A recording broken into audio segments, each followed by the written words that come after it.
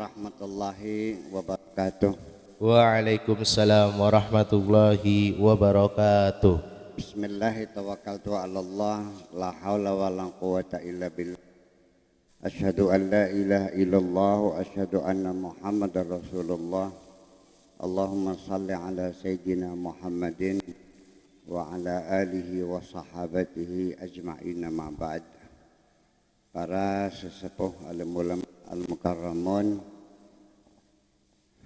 pertama-tama saya ingin menyampaikan rasa bangga dan bahagia.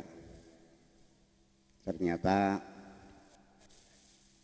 kesadaran ibadah fulus, ibadah maliyah ternyata cukup bagus sekali dan sempurna. Bazma ini jadi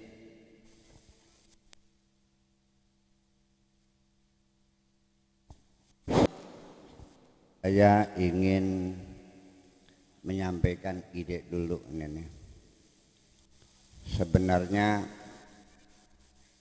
rujukannya itu di surat Taubah ya, ayat 60 yang bunyinya innamas shadaqatu lil fuqara wal masakin wal amilina 'alaiha, terus wal mu'allafati qulubuhum, terus wa fir riqabi, terus wal gharimina wa fi sabilillahi wa ibn sabil faridatan minallah wallahu alimun hakim. Ini dan ibu-ibu sekalian, sampai sekarang 8 asnaf itu saya mengira masih belum jelas konsep asnaf dalam zakat ini. Saya ingin menguraikan dulu, atau begini, saya ingin ada usul nanti pada Pak Haji Qasim ya, ketuanya ya. Jadi gini, kalau al-fuqara wal masakin ini sifatnya konsumtif, diberikan secara cuma-cuma dan gratis. Nah, selain itu bisa dipakai untuk sektor yang produktif. Gini, kalau ada orang pinjam uang 1 juta lalu kembalinya 1,5 juta, ini umumnya orang mengatakannya riba ya, betul, riba. Ini masih sangat umum sekali. Kalau orang pinjam uang 1 miliar, lalu yang punya uang meminta keuntungan, ditanya dulu, untuk usaha bikin mebeler mungkin nggak masuk akal pinjam 1 miliar dikembalikan lagi 1 miliar, setelah 5 tahun dikembalikan 1 miliar. Mungkin tidak terjadi dalam kehidupan realita. Ini saya nanya dulu. Ini kadang-kadang itu jadi masalah. Kalau pertanyaan saya, ada orang pinjam uang 100.000 lalu kembalinya 120.000,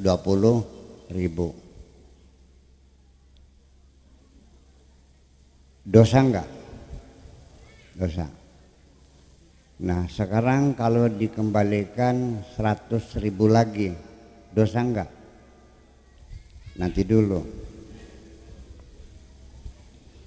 Ternyata uang 100.000 itu untuk beli susu anaknya, karena ibunya tidak keluar susu, maka mesti beli susu kaleng SGM buat anaknya. 100.000 dikembalikan lagi 100.000, dosa enggak? dosa. Dosa.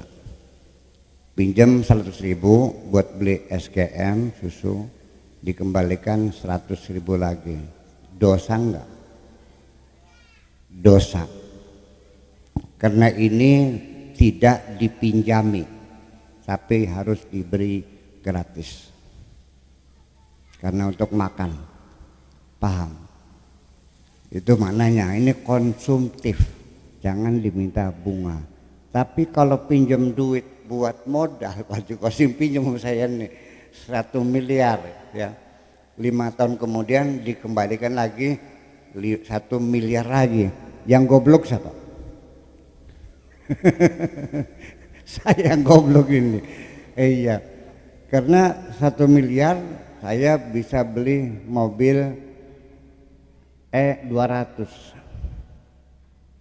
ya, mobil Mercedes E200. 5 tahun kemudian harga mobilnya sudah 2 miliar.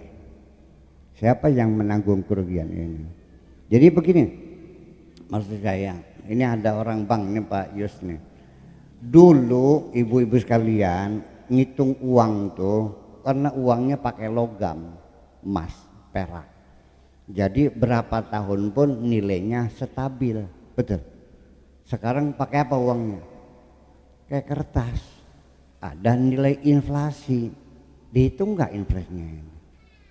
Nah makanya itulah dalam rangka itu saya ingin mengusulkan. Nanti saya siap, barangkali ada yang menggugat tentang dalilnya, boleh nanti saya carikan dalilnya. Tergantung metafasal berapa, ada semuanya. Jadi uang zakat ini dipakai untuk membangun ekonomi kerakyatan. Khusus innamas shadaqat lil fuqara wal masakin, buat makan itu nggak ada bunganya, tidak ada utangnya, hanya diberi cuma-cuma. Selain itu sifatnya kredit.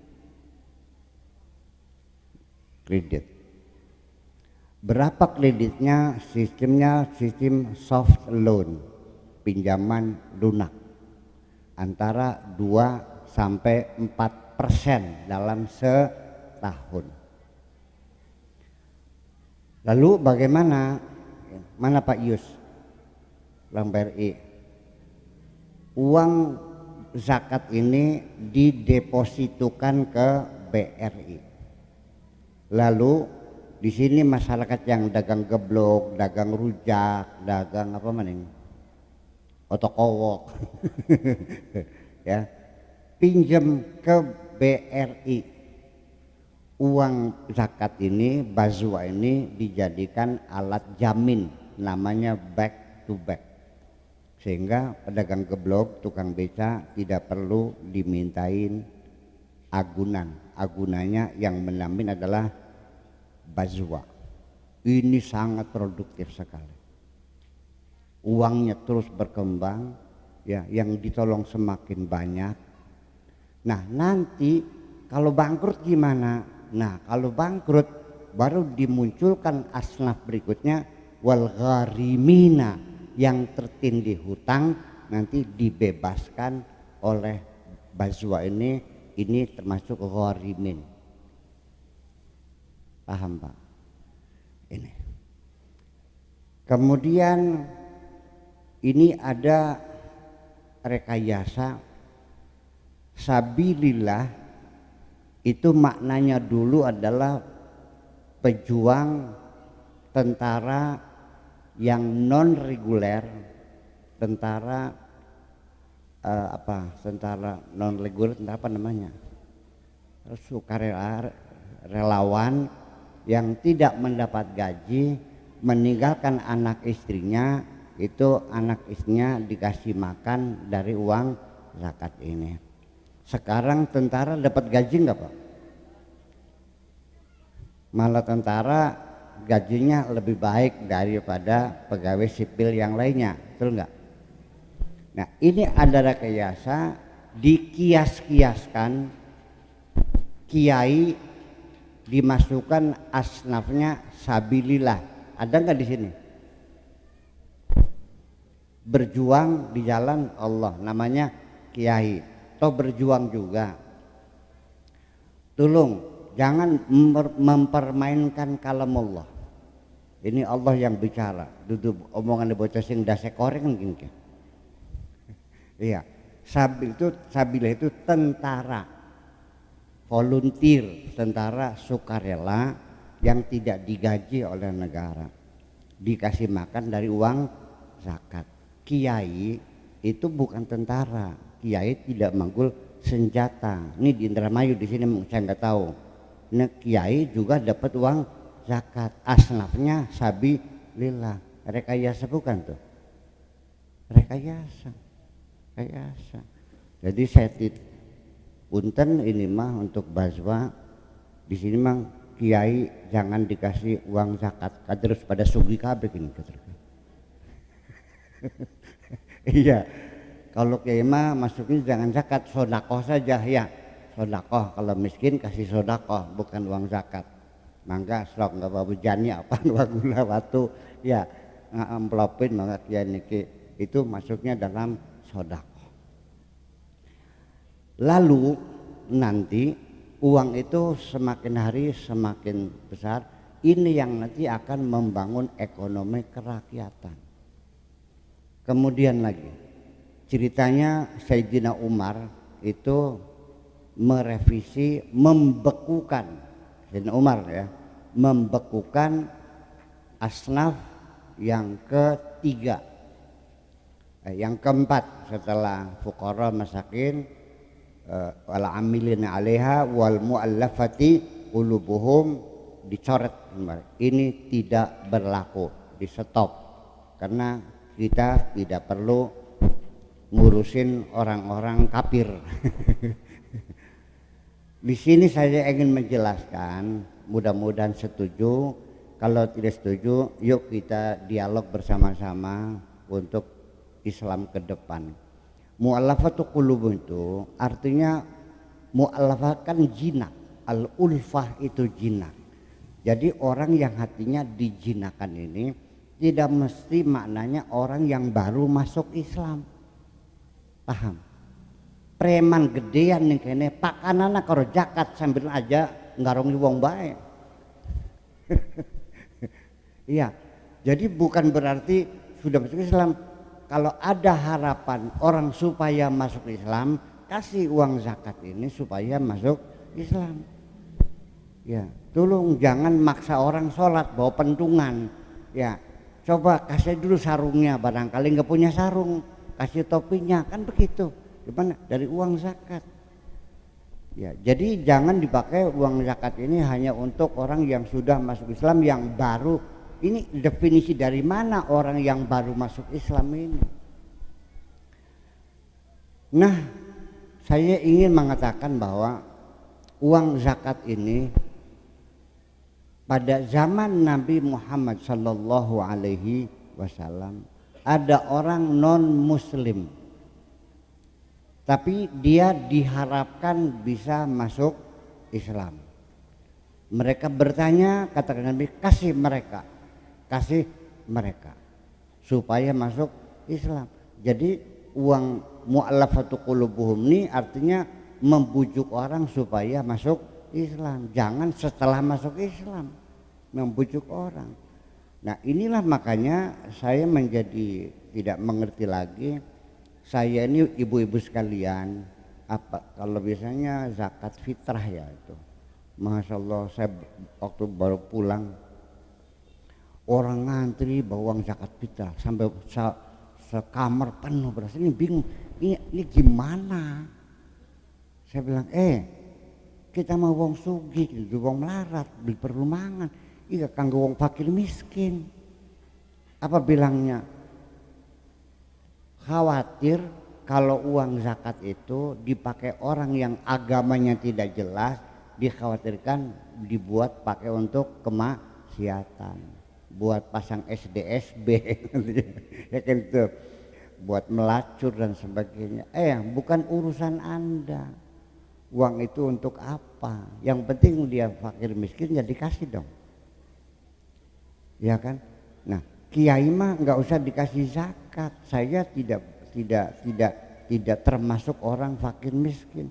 Saya alhamdulillah rezeki saya masih banyak, ya kan gitu. Tidak butuh uang zakat. Nah, disitulah adanya satu pemikiran yang nggak jelas lagi. Pengertiannya kalau kiai kan ibadahnya jelas, sembahyang, wiridan, sampai membagi zakat juga. Guru ngaji dikasih zakat enggak? Kasih. Guru ngajar ilmu fikih dikasih zakat enggak? Guru ilmu tajwid dikasih zakat enggak? Kalau guru matematika dikasih zakat enggak? Ini. Betapa banyak guru-guru SD yang honor sebulan dapatnya 150.000. Dia ngajarnya bahasa Indonesia, ngajarnya matematika, honor di SD. Dikasih zakat enggak? Kenapa? Nah iya, karena mereka ngajarnya bukan ngajar ilmu agama. Nah ini kan menjadi persoalan besar, sehingga untuk memanfaatkan uang zakat untuk produktif diberikan pinjaman juga menjadi persoalan. Jadi artinya bahwa saya banyak menghadapi hambatan ini bukan masyarakat luas, tapi hambatan itu di otak kiainya sendiri sebetulnya mah. Susah diajak maju, punten kin mah, bulet jayo. Iya, ya itu makanya. Jadi uang zakat ini jangan mengabadikan orang miskin selamanya miskin, tapi harus meningkatkan orang miskin jadi kaya.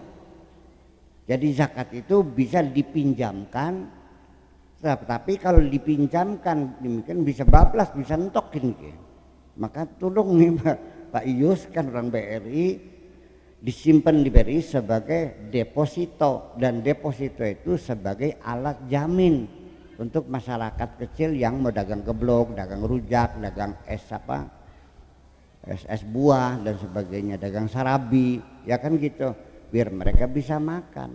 Dan bunganya adalah sekitar 2-4%. Dan nanti bunga itu untuk membantu fakir miskin, diputar semacam itu.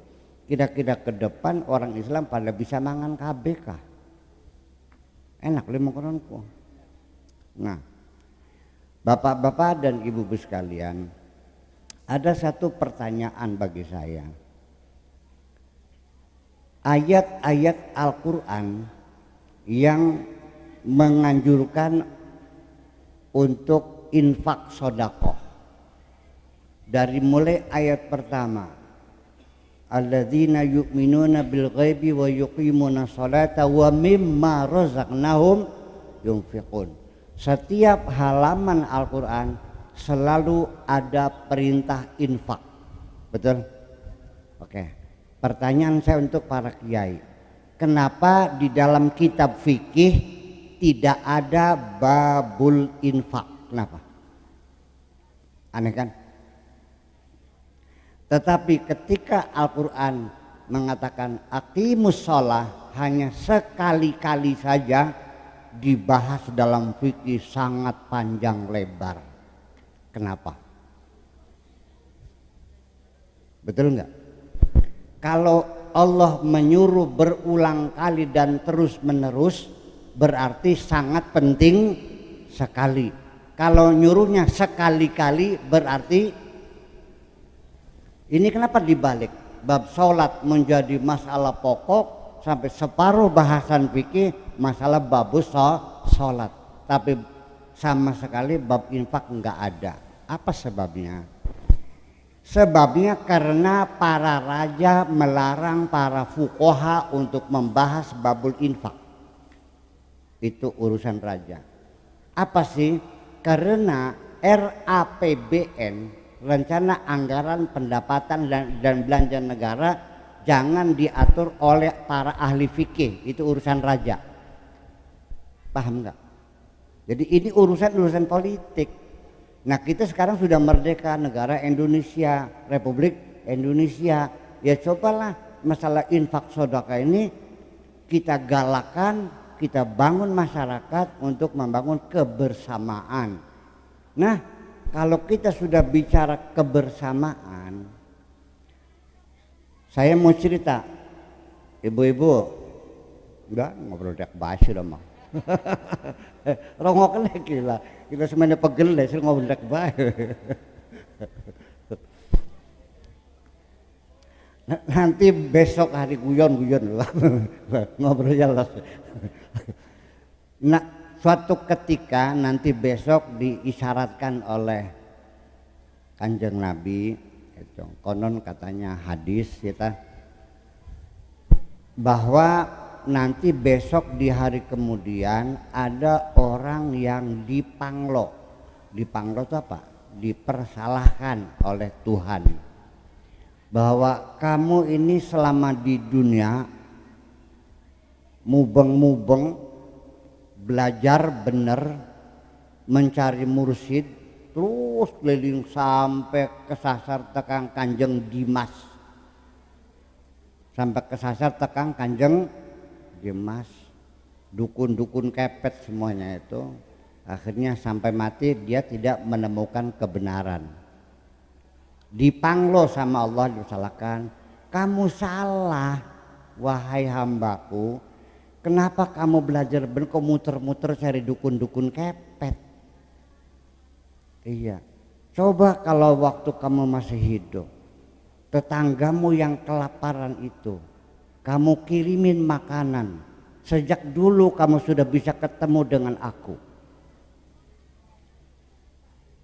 Kalau dulu waktu kamu hidup ada teman kamu yang meninggal dunia, kamu takziahi, kami bantu keluarganya yang sedang sedih itu. Sejak dulu kamu sudah bisa ketemu dengan aku. Tetanggamu yang sedang kelaparan, kalau kamu bawa makanan. Tetanggamu yang sakit, kalau kamu bawa obat, di situ kamu sudah bisa ketemu dengan aku. Salah jalan kamu ini. Kenapa? Karena ketika engkau mendatangi orang yang sedang kelaparan, membawa nasi, engkau bisa ketemu dengan aku karena aku ada di samping orang yang sedang lapar itu. Kalau kamu datang melihat orang yang sedang sakit dan kamu bawa obat, dari dulu kamu sudah ketemu dengan aku karena aku di samping orang yang sedang sakit itu. Ini menunjukkan bahwa ibadah yang paling hebat itu ibadah kepedulian sosial. Paham? Dudu sing batu ke ireng duduk. Paham? Punten gini mah. Iya. Itu urusan pribadi, itu mah hubungan vertikal dia dengan Tuhannya, ya kan gitu. Allah akan menilai kesolehan kita ini adalah ibadah horizontal antara sesama kita. Nah, bapak-bapak, ibu-ibu sekalian, yang menjadi tolok ukur kebenaran agama orang Islam itu, kalau dalam hadis mah as-sholatu imaduddin. Salat itu tiang agama. Faman aqamaha faqad aqamadin. Barang siapa yang mendirikan salat berarti mendirikan agama. Wa man tarakaha, dan barang siapa yang meninggalkan salat faqad haddamadin, adalah sama dengan menghancurkan agama. Dalam pikiran kita yang paling penting beribadah adalah salat. Begitu kan? Hadis lain lagi, inna awwala ma yuhasabu bihil mar'u yaumal qiyamah as-salatu. Amalan yang pertama kali dihisab hari kiamat adalah sholatnya. Kalau ibu-ibu sudah meninggal dunia, pertama kali ditanya, kamu sholat tidak? Wah gitu. Sehari berapa kali sholatnya? Kenapa subuhnya sering kesiangan? Kenapa sholat asarnya sering kelewatan? Dari hadis-hadis ini akhirnya umat Islam terjebak beragama menjadi seremoni-seremoni. Betul enggak? Tapi dalam Al-Quran Yang menjadi tolok ukur beragama adalah kepedulian sosial. Allah menitipkan anak-anak yatim tadi hebat, bukan main. Ya, anak-anak yatim kebagian duit Pak Haji Kasim ya. Alhamdulillah menggembirakan hati mereka. Kata Allah, kamu tahu nggak orang yang agamanya bohong? Kalau tidak tahu, Allah menjawab, itu adalah orang yang tidak menyantuni anak yatim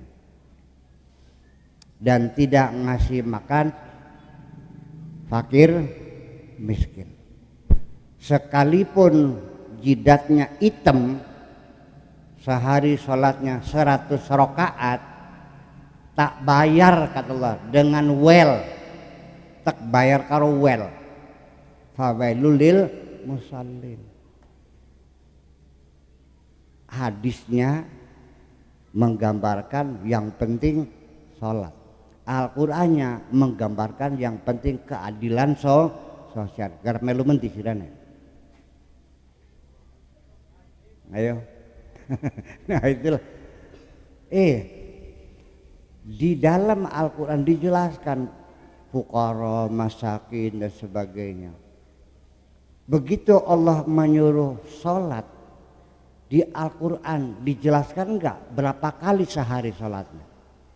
Tidak dijelaskan. Betul? Berapa rakaat? Tidak dijelaskan. Iftitahnya bagaimana? Tidak dijelaskan. Dan sampai sekarang sholatnya orang Islam sealam dunia tidak ada yang sama. Itu kenyataan. Tetapi ketika kita bicara keadilan sosial, itu menjadi tolok ukur kebenaran beragama dan kita tidak tersentuh. Kenapa demikian? Karena Bu, sholat mah nggak perlu modal, tapi bakal sodako ngerokok kantong, paham belikan ke? Iya enggak? Iya berat, godogan sampai soek kantong itu, katot. Di peneteni sing terus ya, kalau jemput duitnya, itulah persoalannya. Jadi artinya bahwa kita kembali, kenapa Kanjeng Nabi begitu menekankan nitipkan anak yatim? Kenapa? Bahkan sampai ancaman orang yang makan harta anak yatim, innama ya'kuluna fi butunihim nar, makan api. Awas, siapapun makan harta anak yatim makan api. Jadi artinya kok kedereng-dereng teman, kok begitu antusias sekali agama Islam menitipkan anak yatim. Ini dari mana refleksi semacam ini? Saya mau bercerita. Ibu-ibu, bapak sekalian, Kanjeng Nabi itu pernah ketemu dengan bapaknya enggak? Pernah ketemu dengan bapaknya enggak, Bu? Enggak. Sebabnya apa? Ketika dia lahir, bapaknya sudah meninggal dunia. Artinya bapaknya meninggal dunia waktu Kanjeng Nabi masih dalam perut ibu. Nah, setelah lahir Nabi Muhammad dibawa orang. Namanya siapa? Halimatus Sa'diyah. Dengarkan baik-baik. Sejarah yang saya baca alasannya satu, tradisi Arab, anak itu yang menyusui orang lain. Saya sangkal kebiasaan semacam ini dalam antropologi budaya yang ada di Arab. Ibu susu itu datang ke rumah, disusui dan anak tetap dalam pelukan ibunya. Ini dibawa pergi. Kenapa? Udah. Yang kedua alasannya, bahwa dibawa oleh Bani Sa'diyah, oleh Halimah Sa'diyah itu, supaya Nabi Muhammad berbahasa Arab fasih, karena di kota itu bahasanya sudah jelek, jadi harus belajar di kampung supaya bahasanya bagus, begitu kan? Pertanyaan saya, anak baru lahir belajar bahasa enggak? Rong tahun bisa ngomong durung? Pertanyaan. Yang ketiga, ibu-ibu punya anak dibawa orang lain, mungkin enggak? Andaikan dokter memandikan bayi 2 jam belum datang-datang, ibu yang baru melahirkan nanya enggak? Dok, mana bayi saya? Bentar Bu, sedang dibersihin. Kok lama banget sih? Masa 2 jam? Sang ibu marah. Kenapa? Sudah rindu ingin memeluk anaknya, betul enggak? Kenapa Siti Aminah tidak merindukan Kanjeng Nabi, diserahkan orang lain? Ada apa sesungguhnya? Ini pertanyaan.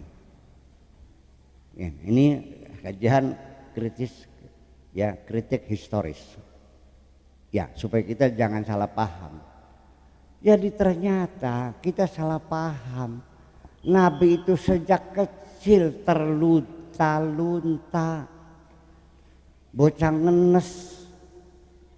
Iya, ini kalau marhaban itu seperti menyambut kedatangan lahirnya seorang anak raja. Boro-boro Bu, paham? Masih kecil ibunya mati, bayangkan, sudah yatim piatu. Ikut sama siapa lagi? Sama kakeknya, siapa namanya?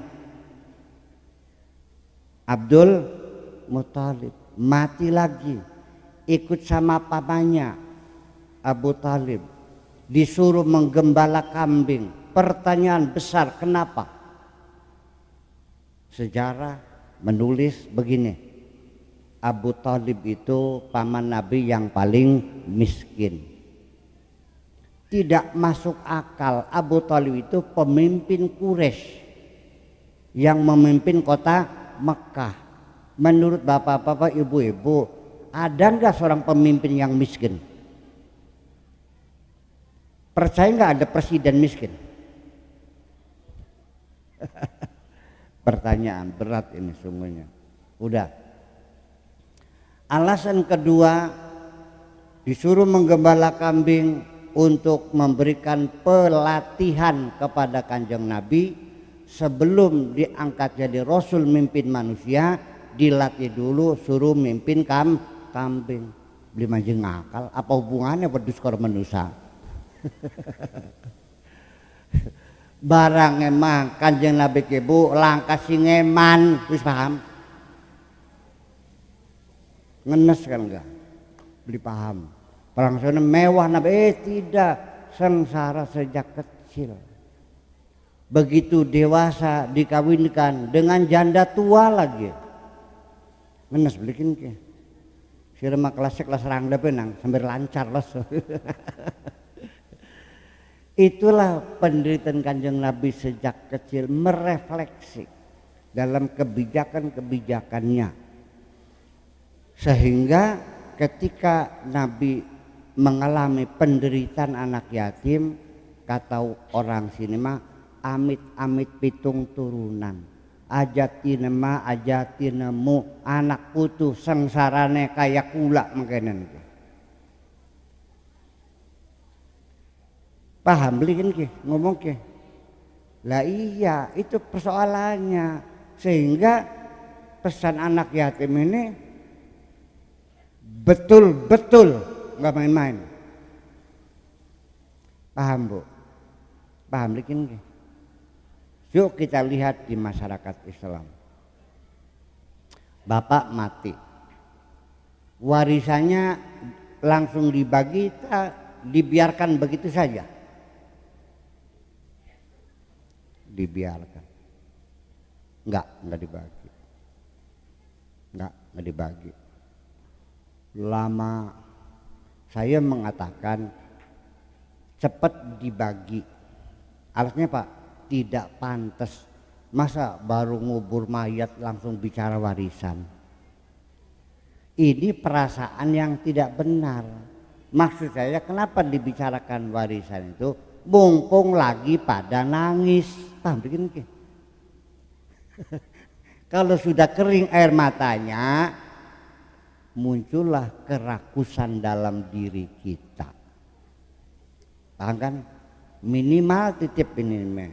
Begitu meninggal beli segel atau kertas materai 6.000, bikin MOU pada hari ini, tanggal ini, bulan ini bertempat di sini kami keluarga almarhum 1 2 3 4 5 sepakat untuk bagi waris sebagai berikut.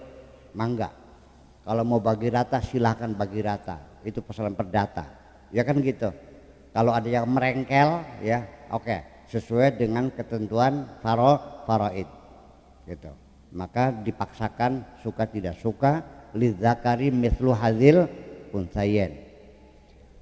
Nah, nanti muncul angka anak-anak yang masih kecil, anak yatim itu dapat bagian berapa. Itu Kanjeng Nabi menitipkan harta anak yatim ini dirawat, dipelihara, dikembangkan. Apa yang terjadi di masyarakat, begitu anak itu selesai kuliah lalu nanya kepada keluarga dan ibunya, mana mah bagian saya? Ya wis entok. Si sekolah ku sing di duite. Paham? Jadi yang diinginkan begini, waktu dia kecil pun dapat bagian sawah 4 hektar. Setelah selesai kuliah, nang, ini kamu dulu punya bagian 4 hektar, sekarang sudah menjadi 10 hektar. Nyacek gitu. Gimana entok gitu. Siraku mbaduk ngajine sing ndi. Innama yaquluna fi butunihim nara, makan api. Ya, jadi nanti ketika bazwa ini diputar untuk sektor produktif, tapi titip al-fuqara wal masakin. Di dalamnya termasuk yatama, mereka jangan diberi hutang, tapi diberi secara gratis. Kalau yang pinjam uang bazma ada aturannya, betul enggak? Karena ini bazma milik masyarakat, maka yang pinjam adalah pedagang-pedagang kecil, dagang es, dagang geblok, dagang sate. Kita paling-paling perlu berapa sih? Ya kan? 2 juta, 3 juta, setahun hanya 4% atau 2% setahun. Nanti untungnya buat disodakohkan pada fakir miskin lagi, diputar. Nanti ke depan saya berharap di Warukawung tidak ada lagi orang miskin di sini.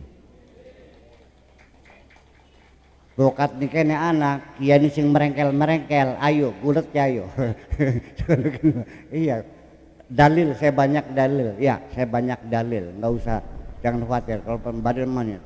Saya zaman sekarang banyak orang kalau saya bicara mana dalilnya, mumet kita kan. Mana dalilnya.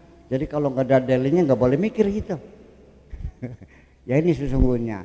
Maka kemudian juga wal amilina 'alaiha, ini pengurus bazwa berhak untuk menerima gaji dari uang zakat itu sebagai imam. Jadi amil itu bukan mustahik, tapi muqabil ajar, pekerjaan. Ajo kosim, tapi jangan minta ente mah, jangan bisugi beli tek dong kena sugi sih dah. Udah lillahi ta'ala aja lah ya.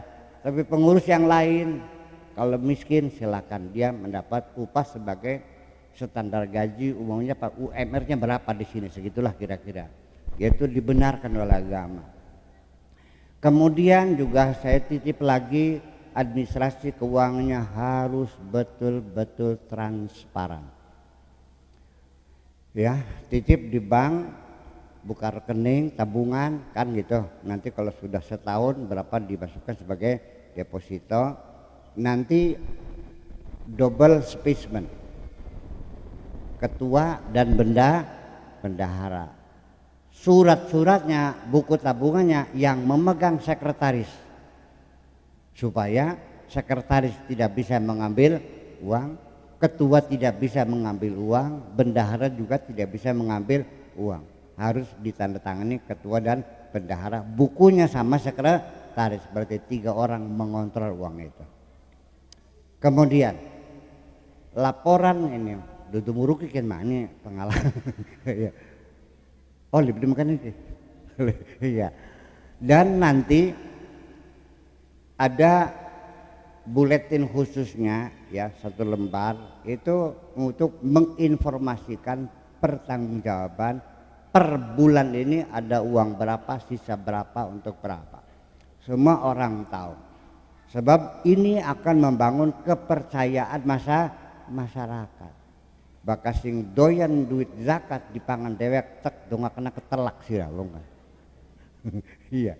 Ini bagaimanapun Bapak Ibu sekalian, bahwa akhirnya mah persoalan keadilan sosial itu jangan mengandalkan sodakoh, tapi dana masyarakat dikembangkan ke bidang yang sektor yang produktif supaya ke depan anak-anak kita semuanya punya pekerjaan semua. Setuju nggak kira-kira? Saya Pak Joko Qasim mangga kalau perlu dalil saya siapin dalilnya supaya jangan bertengkar kan gitu. Ayo baik ya, kita gak yakin kinang. Iya, sebab saya udah banyak hal yang sampaikan yang sesungguhnya ujung-ujungnya berebut dalil.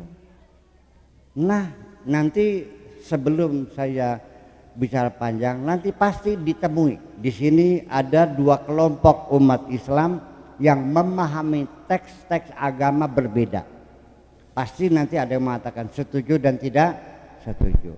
Nah garis besarnya bahwa Al-Quran ketika dibaca oleh umat Islam, ada yang pahamnya paham tradisional, ada yang paham rasional, ada yang tekstual, ada yang kontekstual.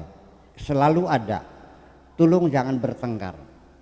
Kasih contoh, bagaimana hukumnya sikat gigi, dapat sunnah atau tidak. Yang tekstual mengatakannya tidak, yang sunnah adalah siwak. Jadi siwaknya nggak boleh pakai kayu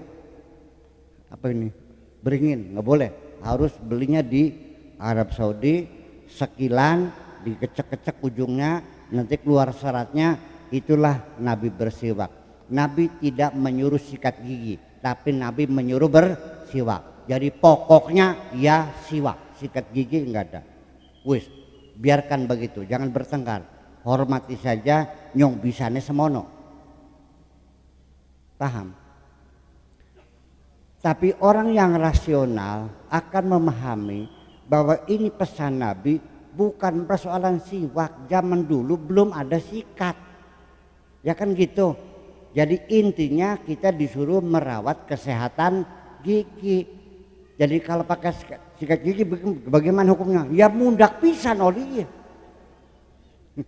Apalagi sikatnya dibuat dimodif ya, yang melengkung begini supaya semua bagian kena semua. Yang penting kesehatan, itu selalu begitu. Dan nggak usah bertengkar. Oke, silakan. Bapak-bapak yang sudah dengan rasional aja ngece wong mengkonon. Maklum mana baik nyong bisane semono. Nyong kader sing gawe goblok gus apa? Ya wes. Ya, kemudian cebok boleh nggak pakai tisu?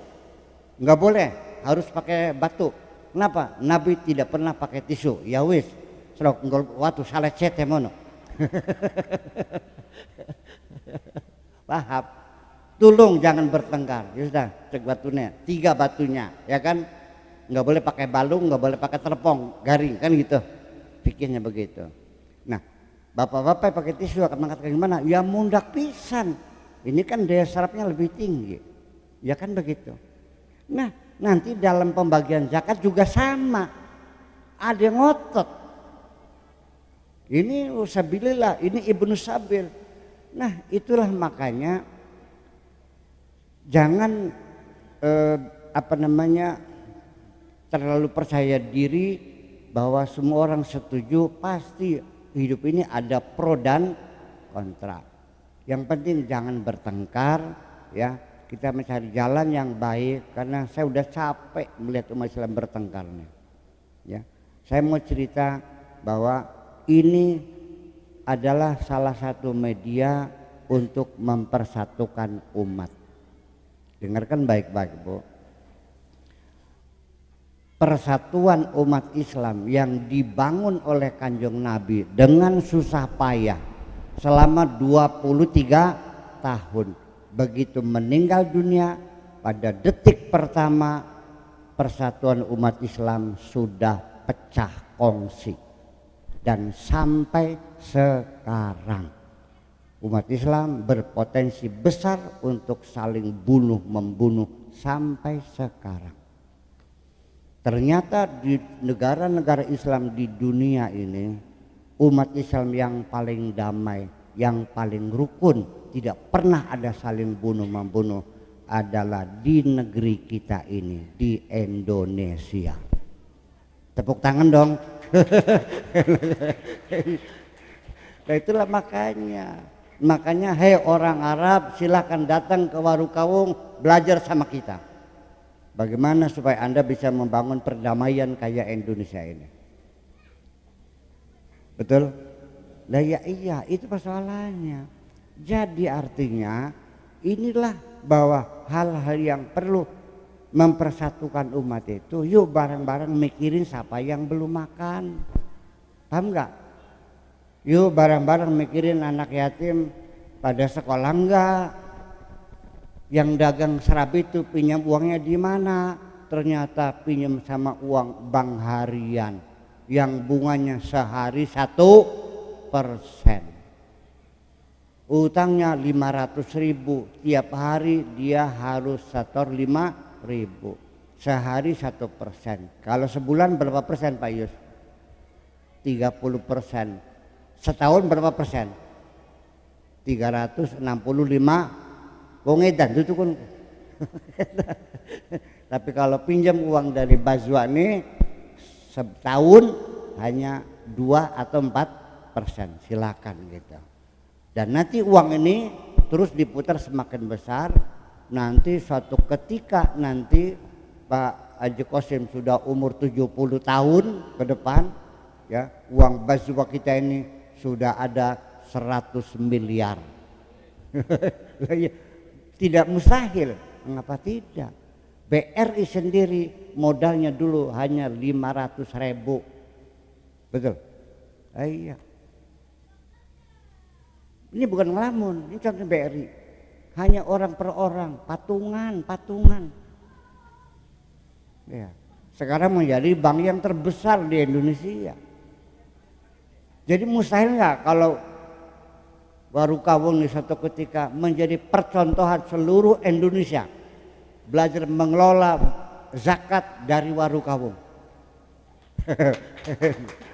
Iya. Harapan saya besar, mudah-mudahan Allah meridhoi kita semuanya. Amin. Wis semono bae jogaken luhur kita. Mangga sareng-sareng bismillahirrahmanirrahim. Rabbana auzi'na an nashkura ni'mataka allati an'amta 'alaina wa 'ala walidayna wa an na'mala salihan tarda wa adkhilna bi rahmatika fi 'ibadikas salihin. Rabbana atina fid dunya hasanah wa fil akhirati hasanah wa qina adzabannar.